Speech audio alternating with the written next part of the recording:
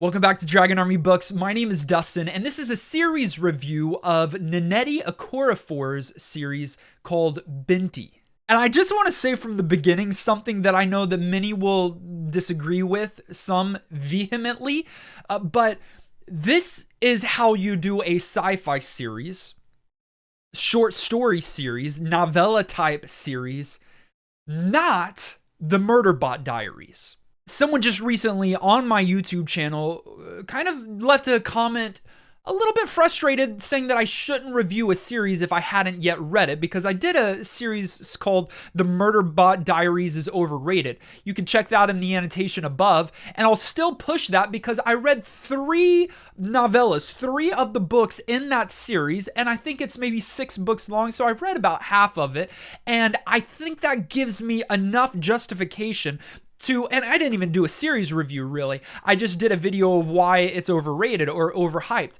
So I feel like that gives me enough justification to create a video of that caliber. Now I've read another series that is similar in many ways, genre if nothing else, to the Murderbot Diaries, and this one is so much better. Allow me also to say up front, thank you to Alicia, one of my friends who suggested I read this book. Really, she just read it, Rogue read it, and didn't say anything about it, but I saw a glowing review of it, so I asked her about it. She said that I should read it, and I did, and read the entire thing in just a few days. If I ever come across a book or a series that I end up reviewing and really enjoying, and it is referred to me by one of you, I'll try to make sure to reference that in the future. Bonus points if you are one of the ones who send me a book. Not that I'm begging for that. In fact, I've only had one-ish person send me a book before, and it was The Eye of the World, which I did a review for that. Thank you again. But let's get into the review. The series consists of 3 novellas and a short story in between the first and second. So the first book is called Binti, and then we've got Binti Sacred Fire, we've got Home, and then we have The Night Masquerade. In the first story, Binti is a 16-year-old Himba girl who has been granted admittance into the prestigious Oumza University.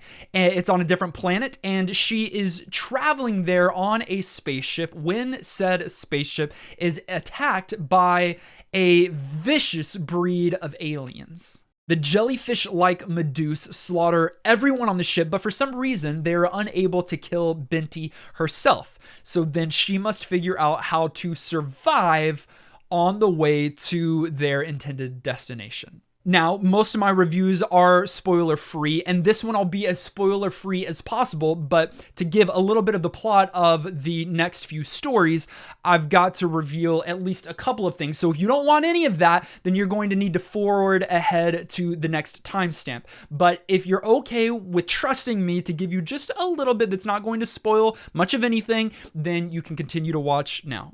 Sacred Fire is the short story that takes place between the first and second book, and it is at Oumza University. Binti has survived, and she's there now on the new planet at the new school, and her friends take a unexpected trip out into the desert as Binti is dealing with all of the trauma from the previous story and still trying to work on her mysterious artifact called an Idan or an Idan, and trying to figure out what its purpose is. And then Home picks up a year after the concluding events of Binti, and she's still at Oumza University, but for just a short amount of time before she returns home, back to Earth, and she's not welcomed in the way she would have hoped. Binti and her traveling companion are somewhat rejected when they arrive on the planet, so Binti spends some time trying to discover out a little bit more about who she is, who her family lineage is, and what her mysterious abilities and powers are, still working with that little mysterious Idan device. All of these stories culminate in The Night Masquerade. It is the conclusion of the series where all of Binti's conflict, both internal and external, come to a head in a fiery conclusion. Binti's friends and family are under attack, and so Binti and her new friend Mwenyi must race across the desert to rescue her family, both new and old, along with her homeland from the angry Kush people. Now, allow me to tell you why I liked the series and why I think that it is the preferred recommendation to a sci-fi short story series. Let's start with the one that's most pronounced, and that for me is the characterizations.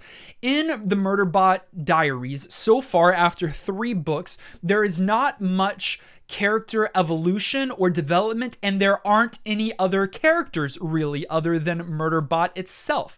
I understand that as the series progresses, there is more, but if I finish 3 books and am attached to no other character other than the protagonist, Murderbot itself, Murderbot was not enough to drive the series and continue to keep me reading. I didn't care enough about Murderbot, and a lot of people do. I understand. I did not. But here in this series, you get a little bit more than that. Here in the first story, in Binti, you pretty much only have Binti, but there is a lot to deal with there. And if it was only Binti, then in the books that followed, I would have had some of the same complaints. But we get a larger cast of characters.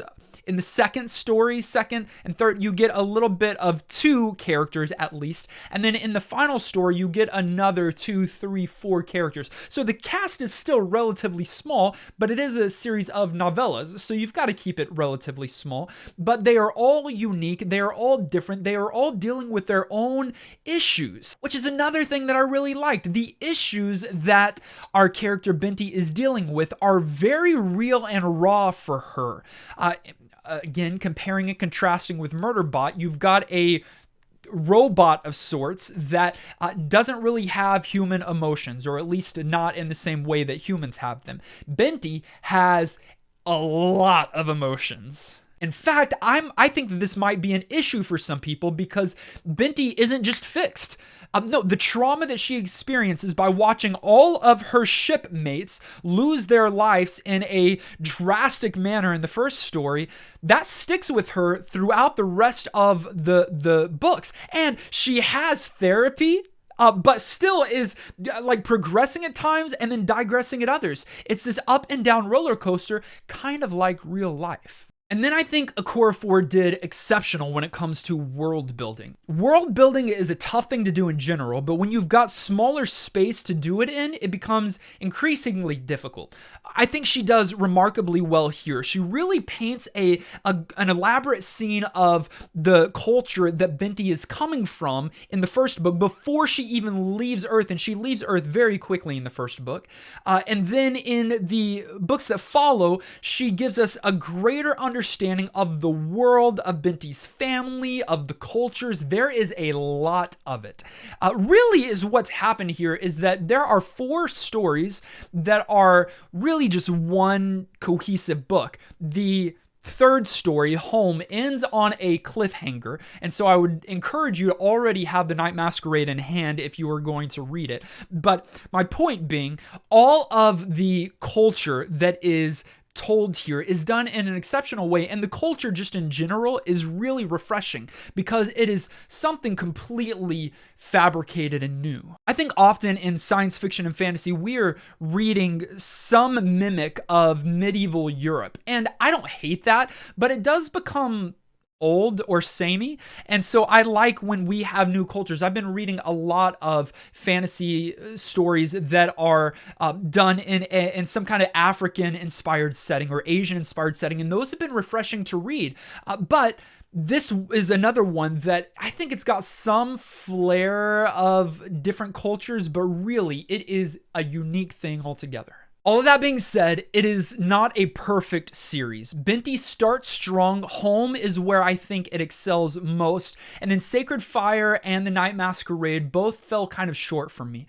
The conclusions and the climax moments of the story in The Night Masquerade fell kind of flat for me, unfortunately. I was expecting and hoping for more, and it was very odd what we were given. And then Okorafor's pacing at times is sometimes off. Sometimes we feel really, really rushed, and then other times slowed way down where we just want Binti to get to her destination or do the dang thing already. But we're all over the place, and it feels kind of disjointed at times. I think this is also a problem with doing it in this format of novella, short story, novella. You just have some inherent issues with this. So it's not a perfect series, and I don't think it's going to be for everyone, but I do think that this is still done really, really well.